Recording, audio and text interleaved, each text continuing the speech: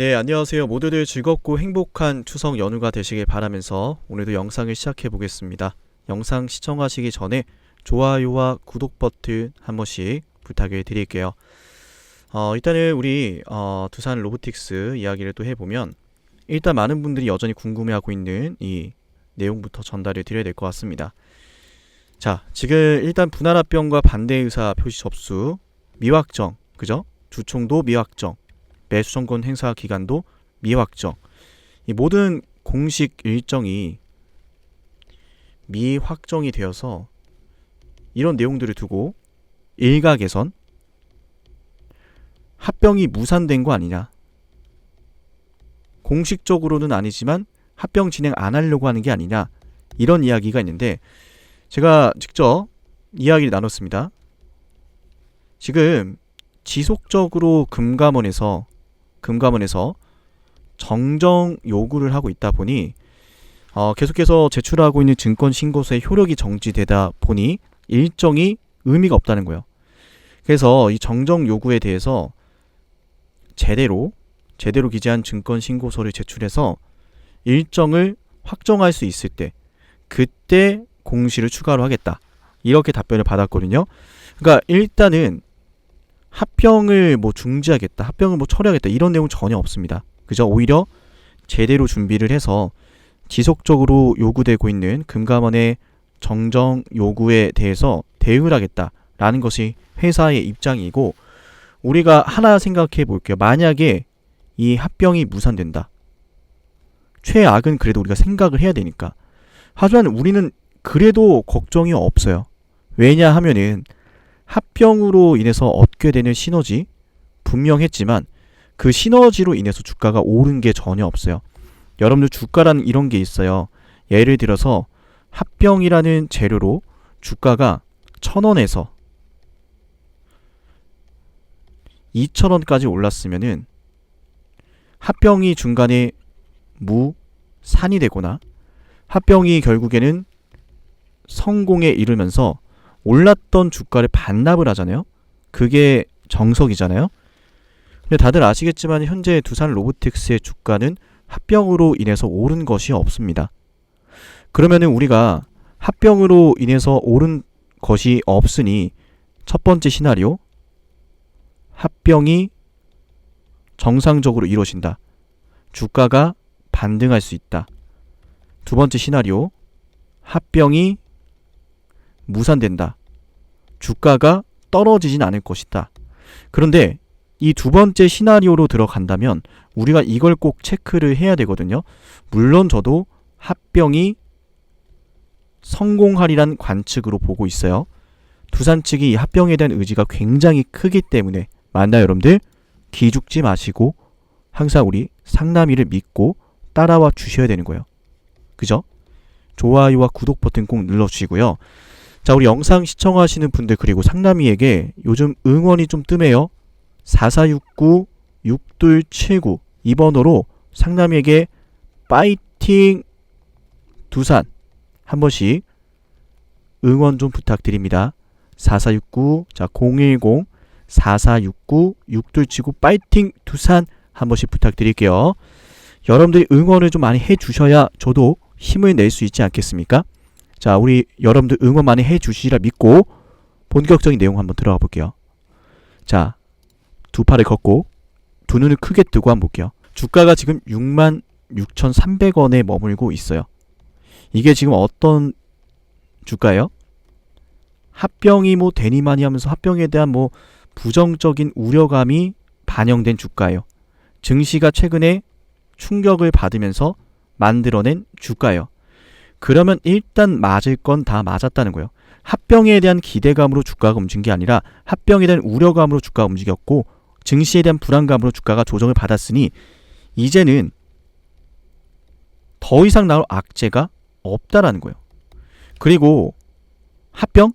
제가 말씀을 드렸지만 어제도 잠시 두산 에너빌리티 볼게요. 두산 에너빌리티의 매수 청구가 이상으로 주가가 올라가게 된다면 두산 에너빌리티 주주분들께서 과연 반대 의사 접수하고 주식 매수 청구권 행사를 하게 될까요? 주가가 잘 가고 있는데 그 가격에 팔 바보는 없습니다. 그리고 두산 에너빌리티는 첫 번째, 정부가 계속 밀어주고 있는 원전 관련주다. 정부 정책 관련주다. 두 번째, 두산 에너빌리티 이번에 해상풍력 관련해서 긍정적인 또 사업 진출 소식 나왔잖아요. 그죠? 세 번째, 국민연금이 정부가 밀고 있는 사업 관련주를 대대적으로 매도한다는 건 현실적 배경으로 생각해 봤을 때 어렵다. 즉, 일반 주주가 됐든 국민연금이 됐든 이 두 방면으로 보더라도 이 주식을 매도하고 떠나는 일은 현실적으로 어려운 게 현 상황인데, 다들 아시겠지만은 지금 금리 인하를 앞두고 있습니다. 그 말은 한국 증시에 외인들의 수급이 들어올 가능성이 매우 높다라는 거예요. 그렇게 된다면 외인들이 코스피 200에 편입되어 있는 두산 에너빌리티를 매수해줄 가능성이 높다는 거예요. 자, 지금 양대 시장 어제도 그렇고 오늘도 그렇고 계속해서 외인들의 매도세가 보여지고 있는데, 결국에는 저렴해진 주가, 추석 연휴 이후에 또 우리 FOMC 18일부터 금리 인하 일정이 있지 않습니까? 거기에서 25베이시스 포인트를 확인하고 난 다음에 외인들이 공격적으로 매수 전략 나설 가능성이 높다는 거예요. 두산 에너빌리티의 주가도 올라갈 수 있으니 로보틱스 합병에 대한 부분도 이번에 정정증권 신고서만 잘 제출을 한다면 큰 무리가 없다. 자, 그리고 합병이 뭐 성공한다면 깔끔하게 좀 적어드릴게요. 합병에 성공했다. 혹은 합병이 무산됐다. 여러분들 잘 기억하세요. 합병이 성공을 하든 무산이 되든 우리는 뭘 봐야 되냐면 반드시 미국의 제조업 정책을 봐야 돼요. 이거 정말 중요한 내용인데 두산 로보틱스의 주가가 앞으로 정말 크게 갈 수 있는 핵심이 되기도 해요. 그래서 제가 솔직히 이 내용을 여러 차례 말씀을 드리고 있지만 이 핵심 내용은 앞으로 우리가 두산 로보틱스를 토대로 대박을 내는 중요한 내용이 되기 때문에 100번, 1000번, 만번 강조를 해도 과하지 않다라고 생각을 합니다. 여러분도 이 내용을 100번, 1000번, 만번이고 매일같이 저와 함께 확인하셔야 되는 거예요. 왜? 사람 마음이라는 게 갈 때 같거든요. 흔들리거든요. 나중에 주가 조금만 올라와도, 조금만 수익 나도, 조금만 대박 나도, 자, 우리가 이렇게 시간을 들여서 기다리고 있는 건 고작 뭐 10%, 50% 수익 내려고 기다리는 게 아니에요. 자, 그리고 20만 원을 돌파할 가능성도 충분히 있다라고 봅니다. 왜냐? 자, 류정훈 대표 이사님께서 말씀하셨죠. 어떤 이야기를 했죠? 글로벌 로봇 시장은 한화로 1경원을 넘어갈 것이다. 이 안에서 두산 로보틱스가 경쟁력을 갖추고 있다면 너무나 좋겠죠. 실적도 증대될 수 있겠고, 근데 여기 미국 정책까지 있다면 너무나 좋겠죠. 다들 아시겠지만 일단은 2018년도, 2022년도 두산 로보틱스가 글로벌 협동 로봇 판매 대수 4위를 기록합니다. 세계에서 4위를 기록한다는 건 매우 어려운 일이에요.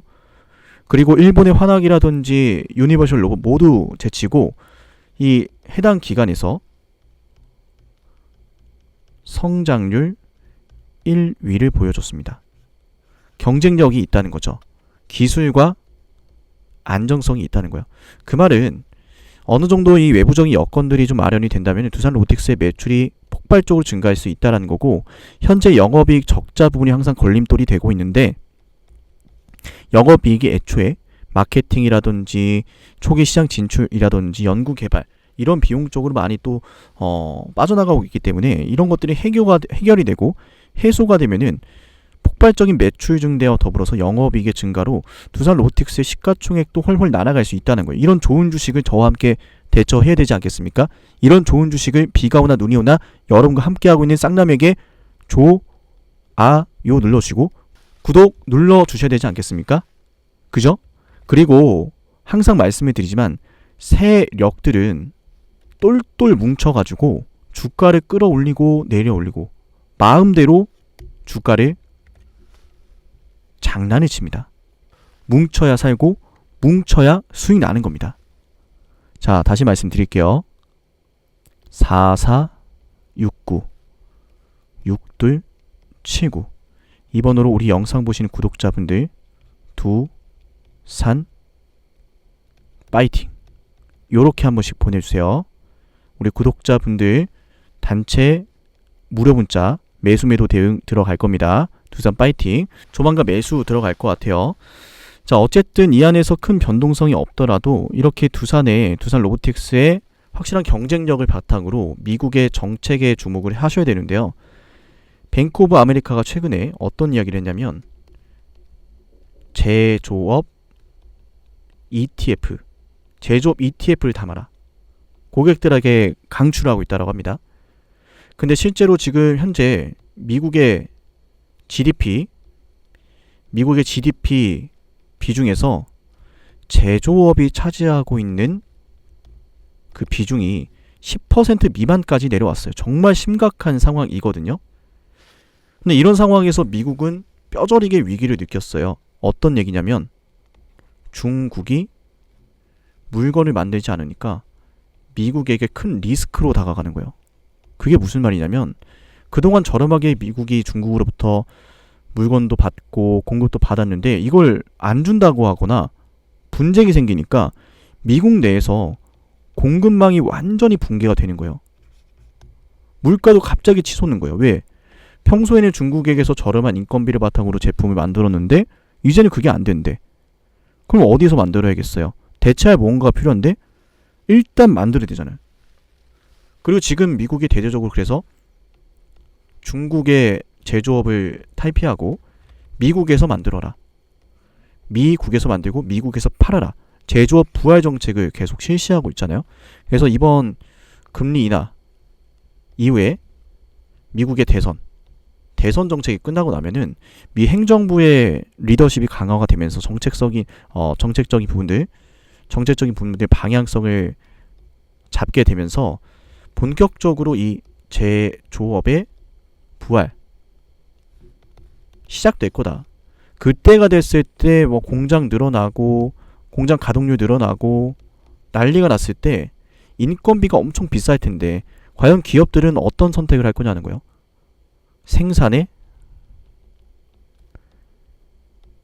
효율성을 따질 때가 오는 거예요. 이게 시작되면은 당연히 인건비보다 저렴한 협동 로봇을 선택하게 될 것이고 거기에서 살아남는 기업들은 엄청난 거대 글로벌 기업이 된다는 거예요. 우리가 처음 날 때부터 삼성전자가 삼성전자였습니까? 현대차가 처음부터 현대기아 저렇게 난리 났었습니까? 그 시작을 우리가 앞두고 있는 거고 이 로봇 산업은 절대 무시할 산업이 아닌데 여전히 많은 사람들이 주가만 보고 있어요. 이런 상황을 우리는 뭐라 그래요? 이런 상황을 우리는 땡큐라고 하는 거예요. 왜? 당신들 모르니까 우리는 모아가겠다. 이게 전형적인 매집 전략이에요. 분명 말씀드리지만은 미국의 제조업 부활 정책은 지금도 진행이 되고 있지만 대선으로 인해서 대선 레이스로 인해서 잠깐 쉬어가는 거예요. 다들 요즘 들어보시면은 제조업 지수가 안 좋다라고 하는데 자, 다 전부 다 대선 때문이에요. 대선 때문에 이미 결정된 것들을 이미 결정이 난 것들을 미루고 있다. 이거예요.